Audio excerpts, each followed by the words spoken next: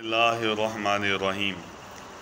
پیر کے دن کی 7 بڑی فضیلتیں ہیں، ان میں سے 2 کا پہلے ذکر کیا جا چکا ہے کہ ایک حضرت ادریس علیہ السلام کا پیر کے دن جنت میں داخل ہونا، اور پیر کے دن حضرت موسیٰ علیہ السلام کا طور سینا کی طرف سفر کرنا، کہ پیر کے دن 7 سفر موسیٰ علیہ السلام کو پیش آئے۔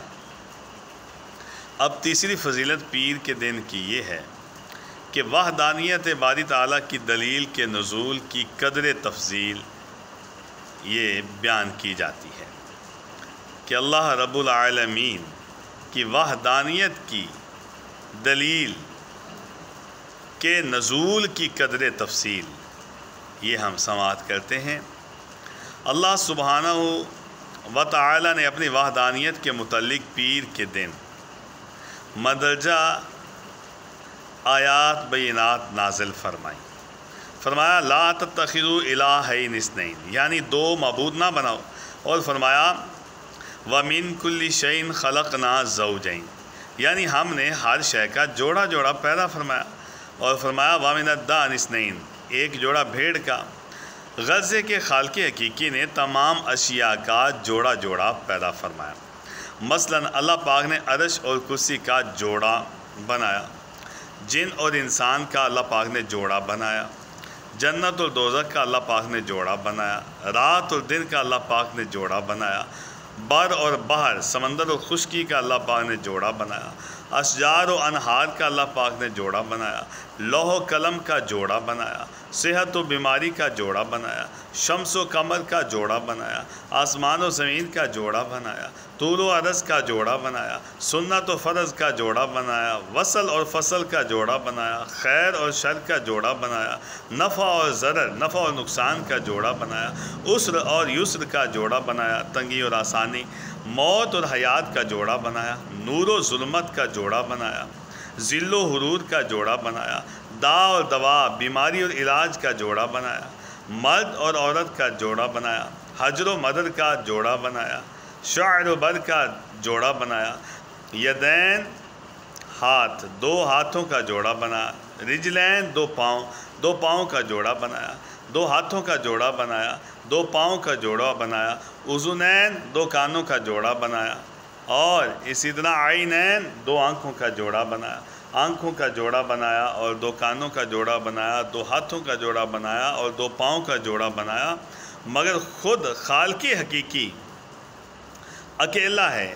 وَلَمْ يَكُنْ لَهُ كُفُوًا أَحَدٌ، اس کا کوئی ثانی نہیں ہے، اس جیسا کوئی نہیں ہے، اس کا کوئی ہم پلہ نہیں ہے۔ اللہ اکبر۔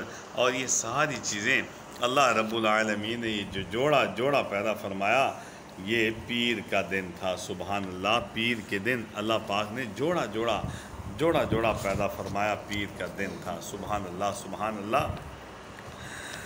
اور ایک چوتھی فضیلت بھی ہے، آپ صلی اللہ تعالیٰ علیہ وآلہ وسلم کی ولادت باسعادت پیر کے دن ہوئی، تو ہر حاملہ کو حمل کی تکلیف سے گزرنا پڑتا ہے۔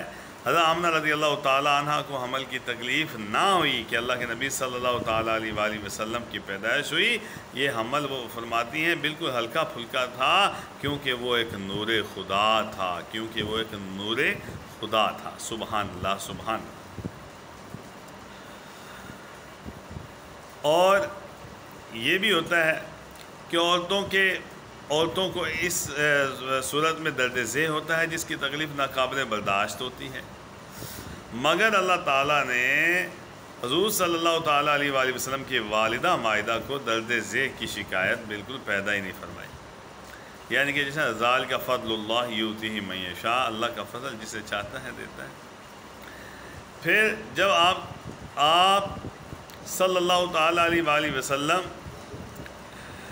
فرش زمین پر تشریف لائے، ولادت باسعادت ہوئی، تو آپ صلی اللہ تعالیٰ علیہ وآلہ وسلم سجدے میں گر گئے، سجدے میں امتی امتی کہا، سجدے میں امتی امتی فرمایا۔ سبحان اللہ سبحان اللہ سبحان اللہ۔ اور آپ صلی اللہ تعالیٰ علیہ وآلہ وسلم وقت ولادت مختون تھے، قدرت الہی نے انہیں کتنا کیا ہوا پیدا فرمایا کہ بعد میں بچوں کا ختنہ ہوتا ہے، سنت ادا کی جاتی ہے، تو اس طرح کا معاملہ نہیں تھا کہ آپ صلی اللہ تعالیٰ علیہ وآلہ وسلم وقت ولادت میں مختوم تھے، قدرت الہی نے ختنہ انہیں کیا ہوا تھا۔ سبحان اللہ سبحان اللہ۔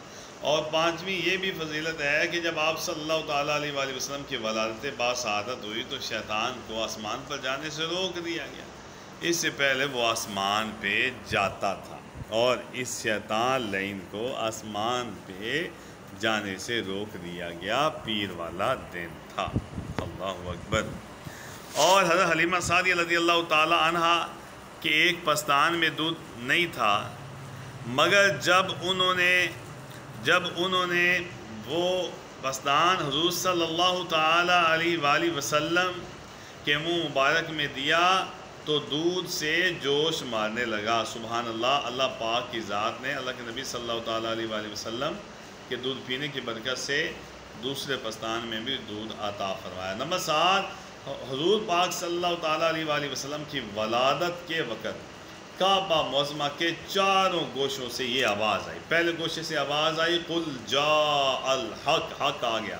دوسرے سے آواز آئی لقد جاءکم رسول من انفسکم عزیز علیہ ما عنتم حریص علیکم بالمؤمنین رؤوف رحیم۔ اور کعبہ شریف کے تیسرے گوشے سے یہ آواز آئی قد جاءکم من اللہ نور و کتاب مبین۔ اور چوتھے سے یہ آواز آئی یا ایھا النبی انا ارسلناک شاہدا و مبشرا و نذیرا۔ سبحان اللہ سبحان اللہ۔ اور حضرت عبد المطلب فرماتے ہیں رضی اللہ تعالیٰ عنہ کہ میں اس وقت کعبہ معظمہ کا طواف کر رہا تھا، کعبہ شریف میں رکھے ہوئے بت اپنی اپنی جگہ سے گرے، سجدے میں گر پڑے، اور میں نے کعبہ معظمہ کی دیواروں سے بھی صدا سنی ولد النبی المختار الذی یہلک بیدہ الکفار ویطہر فی من ھذا الاصنام ویأمر بعبادۃ الملک العلام۔ یہ آوازیں میں نے کعبہ شریف کی دیواروں سے سنی۔ اللہ پاک ہم سب کی، ماں باپ کی اور امت کے سارے مسلمانوں کی مغفرت فرمائے۔ وما علینا الا البلاغ المبین۔